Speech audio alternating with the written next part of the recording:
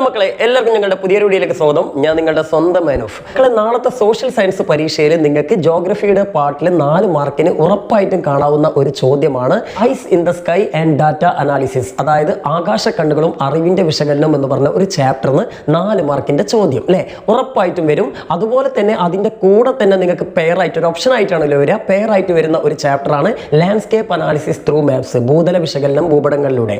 ആ ചാപ്റ്ററിൽ നിന്നുള്ള ഷുവർ ക്വസ്റ്റ്യൻസ് നമ്മൾ ഓൾറെഡി ചെയ്തിട്ടുണ്ട്. ഇപ്പൊ നിങ്ങൾ തമ്പനെയിൽ കാണുന്ന ഈ വീഡിയോ കണ്ടു കഴിഞ്ഞാൽ അത് കാണാത്ത മക്കളുണ്ടെങ്കിൽ ഉറപ്പായിട്ടും നാളെ നിങ്ങൾക്ക് പരീക്ഷയ്ക്ക് 4 മാർക്കിന് വരാവുന്ന ഒരു ചോദ്യം നിങ്ങൾക്ക് അതിൽ കാണാം.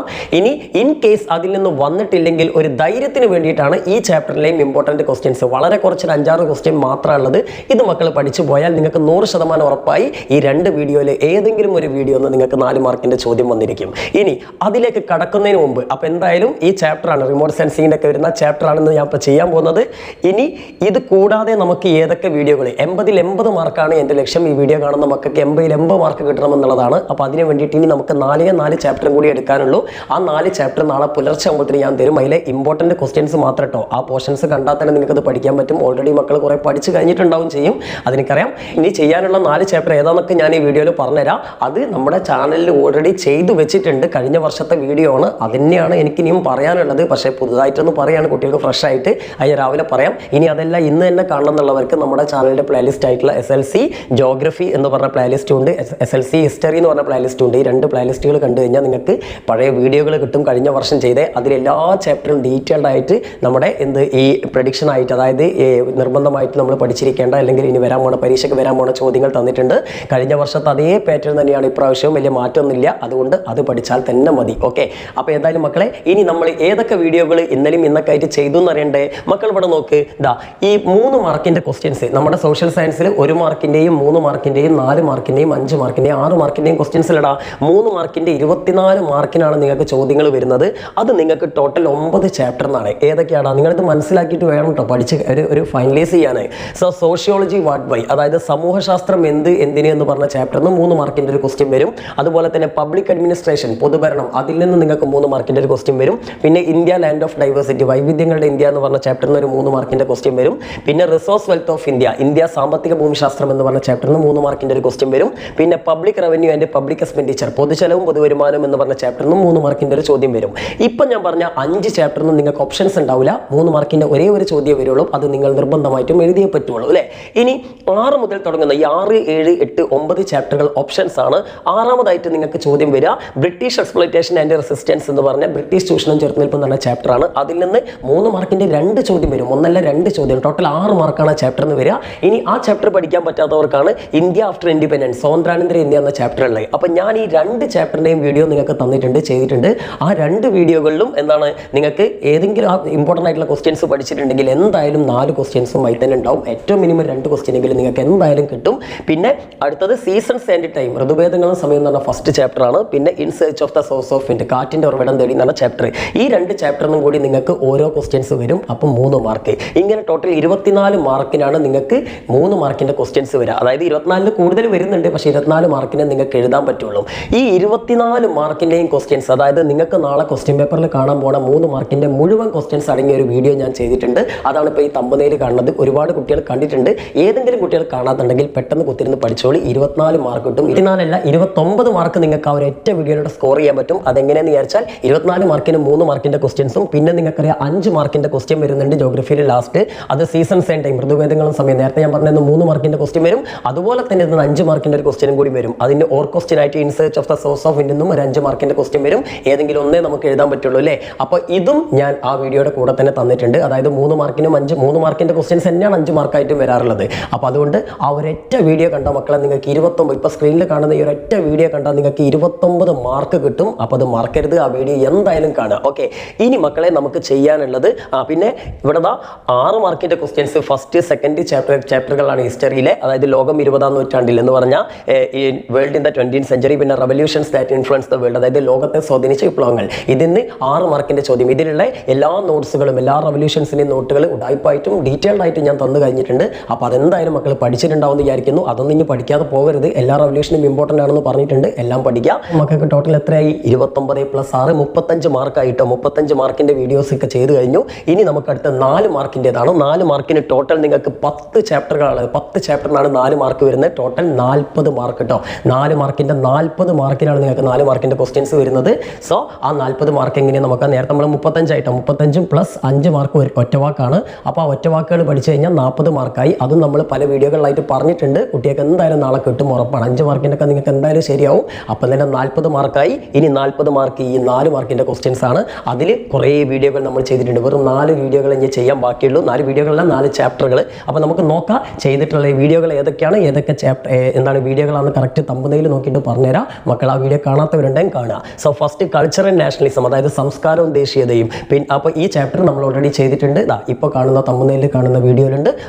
അത് കാണുക, പഠിക്കുക. പിന്നെ കേരള ടുവേർഡ്സ് മോഡേണിറ്റി, കേരളം ആധുനികതയിലേക്ക്, അതിപ്പോൾ നിങ്ങൾ കാണുന്ന തമ്പനെയിലുണ്ട്. ഇത് കണ്ടു കഴിഞ്ഞാൽ ആ 4 മാർക്ക് കിട്ടും. ഒക്കെ 4 മാർക്കാണ് കേട്ടോ. പിന്നെ കൺസ്യൂമർ സാറ്റിസ്ഫാക്ഷൻ ആൻഡ് റൈറ്റ്സ്, ഉപഭോക്താവ് സംതൃപ്തിയും അവകാശങ്ങളും. ഇപ്പം നിങ്ങൾ സ്ക്രീനിൽ കാണുന്ന ഈ തമ്പനെയിലുള്ള വീഡിയോ കണ്ടാൽ അതിലുള്ള 4 മാർക്ക് നിങ്ങൾക്ക് നാളെ ഉറപ്പാണ്. പിന്നെ സ്ട്രഗിൾ ആൻഡ് ഫ്രീഡം, സമരവും സ്വാതന്ത്ര്യവും. ഇപ്പം നിങ്ങൾ കാണുന്ന ഈ വീഡിയോ കണ്ടു കഴിഞ്ഞാൽ തീർച്ചയായിട്ടും ആ മാർക്ക് നിങ്ങൾക്ക് കിട്ടും. അപ്പോൾ ഇപ്പം തന്നെ എത്രയായി? 4, 8, 12, 16 മാർക്കിൻ്റെ വീഡിയോകൾ നമ്മൾ ചെയ്ത് കഴിഞ്ഞിട്ടുണ്ട്. അപ്പോൾ അത് കിട്ടി. അപ്പം തന്നെ 40 + 16 56 മാർക്കായിട്ടോ. ഇനി അടുത്ത ലാൻഡ്സ്കേപ്പ് അനാലിസിസ് ത്രൂ മാപ്സ്, ഭൂതല വിശകലനം ഭൂപടങ്ങളിലൂടെ നമ്മൾ രാവിലെ ചെയ്ത് കഴിഞ്ഞു. അപ്പോൾ അതാണ് ഇപ്പോൾ നിങ്ങൾ കാണുന്നത്. ആ വീഡിയോ കണ്ടു കഴിഞ്ഞാൽ അടുത്ത 4 മാർക്കായി. ഇനി അടുത്തത് eyes in the sky and data analysis, ആകാശ കണ്ണുകളും അറിവിൻ്റെ വിശകലനം. ഈ വീഡിയോൻ്റെ കൂടെ ചെയ്യുന്നുണ്ട്. നിർത്തിപ്പോണ്ട, ഈ വീഡിയോ കഴിഞ്ഞിട്ട് ഞാൻ അതാണ് ചെയ്യാൻ പോകുന്നത്. ഈ വീഡിയോൻ്റെ കൂടെ തന്നെ വരും കേട്ടോ. ഇതിൻ്റെ ലാസ്റ്റിലേക്ക് ചെയ്യും. പിന്നെ അടുത്തത് സ്റ്റേറ്റ് ആൻഡ് പൊളിറ്റിക്കൽ സയൻസ്, അതേപോലെ തന്നെ സിവിക് കോൺഷ്യസ്നസ്. ഇതിൽ ഈ 2 നിന്നും ക്വസ്റ്റ്യൻ ആയിട്ടാണ് വരിക. നിങ്ങൾക്ക് 4 മാർക്കിൻ്റെ 2 ക്വസ്റ്റ്യൻ വരും. ടോട്ടൽ 8 മാർക്ക് കേട്ടോ. അപ്പോൾ ടോട്ടൽ 4 ക്വസ്റ്റ്യൻ ഉണ്ടാവും. 2 ചാപ്റ്ററിനായിട്ട് 4 ക്വസ്റ്റ്യൻ നിങ്ങളുടെ ക്വസ്റ്റ്യൻ പേപ്പറിൽ കാണും. പക്ഷേ 2 നിങ്ങൾക്ക് എഴുതാൻ പറ്റുള്ളൂ. അപ്പോൾ 8 മാർക്ക് കിട്ടും. പിന്നെ അടുത്ത് ഫിനാൻഷ്യൽ ഇൻസ്റ്റിറ്റ്യൂഷൻ ആൻഡ് സർവീസസ്, അതായത് ധനകാര്യ സ്ഥാപനങ്ങളും സേവനങ്ങളും. പിന്നെ human resource development in India, മാനവശേഷി വികസനം ഇന്ത്യയിൽ. ഇതിൽ നിന്നും അതേപോലെ ടോട്ടൽ 4 ക്വസ്റ്റ്യൻസ് വരും. ടോട്ടൽ 8 മാർക്കാണ് നിങ്ങൾക്ക് കിട്ടാൻ പോകുന്നത്. So 8 × 8 16 mark. ഈ 4 വീഡിയോകളാണ് ഇനി എനിക്ക് ചെയ്യാനുള്ളത്. അപ്പോൾ അത് ഞാൻ ഈ വീഡിയോ കഴിഞ്ഞതിന് ശേഷം ചെയ്യും. പക്ഷേ അപ്ലോഡ് ചെയ്യുമ്പോൾ ഇപ്പോൾ രാത്രിയായി, നോമ്പ് തുറന്ന സമയമാണ്. ഇന്ന് ഫുള്ള് തിരക്കായിരുന്നു. നോമ്പ് നോറ്റ് ഫുള്ള് പണി തന്നെയായിരുന്നു. നോട്ടുണ്ടാക്കലൊക്കെ അതാണ് ഇത്രയും ഡിലേ ആയത്. അപ്പോൾ എന്തായാലും ഇത് ഞാൻ ഇന്ന് എന്തായാലും രാത്രി ചെയ്യും. നാളെ രാവിലെ പുലച്ചക്ക് ഇത് ഞാൻ അപ്ലോഡ് ചെയ്യും. പെട്ടെന്ന് തന്നെ കാണാം. ഇമ്പോർട്ടൻ്റ് ആയിട്ടുള്ള നിങ്ങൾ പഠിക്കാത്ത ഏതെങ്കിലും ക്വസ്റ്റ്യൻ ഉണ്ടെങ്കിൽ അത് നിങ്ങൾക്ക് മനസ്സിലാക്കാനും റിവിഷൻ ചെയ്യാനൊക്കെ പറ്റും. അപ്പോൾ ഇത് കൂടി ആയാൽ 80 മാർക്കും കംപ്ലീറ്റ് ആയി. ഇനി ഈ 4 ചാപ്റ്ററിൻ്റെയും വീഡിയോ ഓൾറെഡി നമ്മുടെ ചാനലിലുണ്ട്. പ്ലേലിസ്റ്റ് നോക്കിയാൽ നിങ്ങൾക്ക് കാണാം. ചാപ്റ്ററിൻ്റെ നമ്പറുകളായിരിക്കും കൊടുത്തിട്ടുണ്ടാവുക. നമ്പറുകൾ നോക്കിയിട്ട് പഠിച്ചാൽ മതി. അതിൻ്റെ മതി ശരിക്കും. ഇനി അതെല്ലാം നിങ്ങൾക്ക് പുതിയ വേണമെന്നുണ്ടെങ്കിൽ പുലച്ചക്ക് കാണാം കേട്ടോ. ഓക്കെ, അപ്പോൾ മക്കളെ ഇത്രയും കാര്യങ്ങളാണ് ഇവിടെ നിങ്ങൾക്ക് പറയാനുള്ളത്. ഇനി നമുക്ക് നമ്മുടെ ചാപ്റ്ററിലേക്ക് കിടക്കാം. അപ്പോൾ നമ്മൾ പഠിക്കാൻ പോകുന്ന chapter eyes in the sky and data analysis, ആകാശ കണ്ണുകളും അറിവിൻ്റെ വിശകലനങ്ങളും. പെട്ടെന്ന് പറഞ്ഞുതരാം. ഇതിൽ നമ്മൾ 3 സാങ്കേതിക വിദ്യകളാണ് പഠിക്കുന്നത്. റിമോട്ട് സെൻസിങ്, അതായത് വിദൂര സംവേദനം. പിന്നെ GIS, അതായത് ഭൂവര വ്യവസ്ഥ. പിന്നെ GPS, അല്ലെ ഗ്ലോബൽ പൊസിഷനിങ് സിസ്റ്റം. ഇങ്ങനെ 3 കാര്യങ്ങളാണ്. അപ്പോൾ ഇതിനൊക്കെ ബേസ് ചെയ്തിട്ടാണ് നാളെ നിങ്ങൾക്ക് 4 മാർക്കിൻ്റെ ഒരു ചോദ്യം ഇതൊന്ന് വരാൻ പോകുന്നത്. അപ്പോൾ വളരെ കുറച്ച് 5-6 ക്വസ്റ്റ്യനുകൾ പെട്ടെന്ന് നോക്കാം. ഫസ്റ്റ് ചോദ്യം, classify remote sensing based on source of energy. ഊർജ്ജത്തിന്റെ ഉറവിടത്തിന്റെ അടിസ്ഥാനത്തിൽ റിമോട്ട് സെൻസിങ്ങിനെ തരംതിരിക്കാനാണ്, അല്ലെങ്കിൽ വിദൂര സംവേദനത്തെ തരംതിരിക്കാനാണ് പറഞ്ഞിട്ടുള്ളത്. സോ 2 ടൈപ്പാണുള്ളത്. ഒന്ന് പാസീവ് റിമോട്ട് സെൻസിങ്, അതായത് പരോക്ഷ വിദൂര സംവേദനം. മറ്റൊന്ന് ആക്റ്റീവ് റിമോട്ട് സെൻസിങ്, അതായത് പ്രത്യക്ഷ വിദൂര സംവേദനം. ഇതിൽ പാസീവ് റിമോട്ട് സെൻസിങ് അല്ലെങ്കിൽ പ്രത്യക്ഷ വിദൂര സംവേദനം, അല്ല പരോക്ഷ വിദൂര സംവേദനം എന്ന് പറഞ്ഞാൽ നമ്മൾ സൂര്യപ്രകാശത്തിന്റെ അടിസ്ഥാനത്തിൽ നേരിട്ട് ഫോട്ടോകൾ പകർത്തുക അല്ലെങ്കിൽ വിദൂര സംവേദനം നടത്തുന്ന രീതിയാണ്. മറ്റേതാണെങ്കിൽ ആർട്ടിഫിഷ്യൽ എനർജി, ഒരു കൃത്രിമമായിട്ട് നമ്മൾ ഫ്ലാഷ് ലൈറ്റിന്റെ സഹായത്തോടൊക്കെ രാത്രി ഫോട്ടോ എടുക്കില്ല, അങ്ങനെയുള്ള രീതിക്കാണ് പറയുന്നത്. ഏത് ആക്റ്റീവ് റിമോട്ട് സെൻസിങ് അല്ലെങ്കിൽ പ്രത്യക്ഷ വിദൂര സംവേദനം. ഇതൊന്നും ഞാൻ ഡീറ്റെയിൽഡ് ആക്കുന്നില്ല. ഇതിൻ്റെയൊക്കെ ഡീറ്റെയിൽ ആയിട്ടുള്ള വീഡിയോ വേണമെങ്കിൽ ചാനലുണ്ട്, പോയി കാണാം കേട്ടോ. ഓക്കെ, ചാപ്റ്ററിന്റെ നമ്പർ നോക്കിയാൽ മതി, തമ്പനെയിൽ നോക്കിയിട്ട്. അപ്പോൾ ഇത് പഠിച്ചു വെക്കുക. ഇതിന്റെ നോട്ട് ഞാൻ പ്രൊവൈഡ് ചെയ്യുന്നതായിരിക്കും, നോക്കിയിട്ട് പഠിക്കാം കേട്ടോ. ഓക്കെ, നമ്മുടെ ലിങ്കിൽ ഉണ്ടാവും കേട്ടോ. Then classify remote sensing based on platform. അടുത്തായിട്ട് പ്ലാറ്റ്ഫോം, അതായത് പ്ലാറ്റ്ഫോമുകളുടെ അടിസ്ഥാനത്തിൽ റിമോട്ട് സെൻസിങ്ങിന് എത്രയായി തരംതിരിക്കുന്നു എന്നാണ് ചോദിച്ചത്. 3 ആയിട്ട് തരംതിരിക്കുന്നുണ്ട്. അതായത് ടെറസ്ട്രിയൽ ഫോട്ടോഗ്രാഫി, ഭൂതല ഛായാഗ്രഹണം. പിന്നെ അടുത്തത് സാറ്റലൈറ്റ് ഏരിയൽ റിമോട്ട് സെൻസിങ്, അതായത് നമ്മുടെ ആകാശിക വിദൂര സംവേദനം. പിന്നെ സാറ്റലൈറ്റ് റിമോട്ട് സെൻസിങ്, ഉപഗ്രഹ വിദൂര സംവേദനം. അപ്പോൾ ഇത് ഓരോന്നിനും എന്തൊക്കെയാണ് നമുക്ക് നോക്കാം.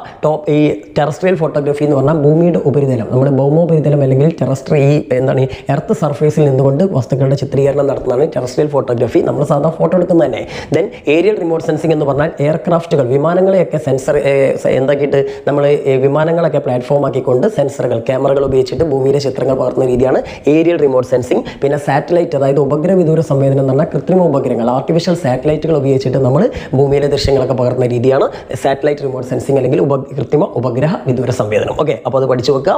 പിന്നെ അടുത്തത് മക്കളെ നിങ്ങൾക്ക് വരാൻ സാധ്യതയുള്ളത് what are the limitations of of aerial remote sensing. നമ്മൾ പറഞ്ഞു ആകാശീയ വിദൂര സംവേദനം എന്ന് പറഞ്ഞാൽ ആകാശത്ത് വെച്ചിട്ട് വിമാനങ്ങളിലൂടെ, അതായത് വിമാനങ്ങളെ പ്ലാറ്റ്ഫോം ആക്കിക്കൊണ്ട്, എയർക്രാഫ്റ്റുകളെ പ്ലാറ്റ്ഫോം ആക്കിക്കൊണ്ട് നമ്മൾ ഭൂമിയിൽ ചിത്രീകരണം നടത്തല്ലേ. അപ്പോൾ ഇതിൻ്റെ ലിമിറ്റേഷൻസ് എന്തൊക്കെയാണെന്നാണ് 4 പഠിച്ചു വെക്കണം. അതായത് വിമാനം കുലുങ്ങുമ്പോൾ അത് ചിത്രത്തിന് വ്യക്തതയെ ബാധിക്കും, വിമാനത്തിന് ഇന്ധനം നിറയ്ക്കാൻ ചെലവ് കൂടുതലാണ്, നിർത്തിയിടാൻ നല്ല വിശാലമായ സ്ഥലം വേണം അല്ലേ, ഇങ്ങനെയുള്ള പിന്നെ അതിവിശാലമായ സ്ഥലങ്ങൾ, എക്സ്റ്റൻസീവ് ഏരിയയുടെ ചിത്രീകരണത്തിന് സ്യൂട്ടബിൾ അല്ല എന്നൊക്കെ ഉണ്ട്. അതൊക്കെ ഒന്ന് പഠിച്ചു വെക്കുക. പിന്നെ അടുത്ത് list out the features of sun synchronous satellites. നമുക്ക് ഇപ്രാവശ്യത്തെ പരീക്ഷയ്ക്ക് ഓൾറെഡി നമ്മുടെ ജിയോ സ്റ്റേഷനറി സാറ്റലൈറ്റ് ഭൂസ്ഥിര ഉപഗ്രഹങ്ങളെ കുറിച്ചാണ് ചോദിച്ചത്. ഇനി നിങ്ങൾക്ക് വരാൻ സാധ്യതയുള്ള ഒന്നാണ് സൺ സിൻക്രണസ്, അതായത് സൗരസ്ഥിര ഉപഗ്രഹങ്ങളെ കുറിച്ച് ചിലപ്പോൾ അതിൻ്റെ വിശേഷങ്ങൾ ചോദിക്കാം. 900 കിലോമീറ്റർ ഹൈറ്റിലാണ് ഇത് ഭ്രമണം ചെയ്യുന്നത്. പോളാറിനെ, അതായത് ധ്രുവപ്രദേശങ്ങളെ ചുറ്റിക്കൊണ്ടാണ് കറങ്ങുന്നത്. വിദൂര സംവേദനത്തിന് ഉപയോഗിക്കും. ഇങ്ങനെയൊക്കെയുള്ള കാര്യങ്ങൾ മനസ്സിലാക്കുക കേട്ടോ. ഓക്കെ, ഇനി അടുത്തത് what are the uses of remote sensing technology. ഈ ഉപഗ്രഹ വിദൂര സംവേദനം അല്ലെങ്കിൽ സാറ്റലൈറ്റ് റിമോട്ട് സെൻസിങ്ങിൻ്റെ ഉപയോഗങ്ങളാണ് ചോദിച്ചിട്ടുള്ളത്. വെതർ ഒബ്സർവേഷൻ, അതായത് കാലാവസ്ഥ അറിയാൻ, അതേപോലെ തന്നെ ഓഷൻ എക്സ്പ്ലോറേഷൻ, നമ്മുടെ സമുദ്ര പര്യവേഷണം, പിന്നെ അണ്ടർസ്റ്റാൻഡ് ലാൻഡ് യൂസ് ഏരിയ, ഭൂവിനിയോഗം മനസ്സിലാക്കാൻ, പിന്നെ അതേപോലെ തന്നെ ഫ്ലഡ്, ഡ്രോട്ട്, അതായത് വെള്ളപ്പൊക്കം, വരൾച്ച ബാധിത പ്രദേശങ്ങളെ കുറിച്ച് പഠിക്കാൻ, പിന്നെ ഓയിൽ എണ്ണ പര്യവേഷണം. ഒരു 4 പഠിച്ചു വെക്കാം കേട്ടോ. ചിലപ്പോൾ നിങ്ങൾക്ക് ഇതിൽ ഏതെങ്കിലും ഒന്ന് തരും. ഇപ്പോൾ ഫോർ വെതർ ഒബ്സർവേഷൻ എന്ന് പറഞ്ഞിട്ട് ഇങ്ങനെ ചോദ്യം തരുന്നത് ഇത് ഏത് സാങ്കേതിക വിദ്യയുടെ ഉപയോഗമാണെന്ന് ചോദിക്കും. അപ്പോൾ നിങ്ങൾ ഇതിൻ്റെ സാറ്റലൈറ്റ് റിമോട്ട് സെൻസിങ് എന്നാണ്, കൃത്രിമ ഉപഗ്രഹ വിദൂര സംവേദനം എന്നാണ് ഇതിൻ്റെ.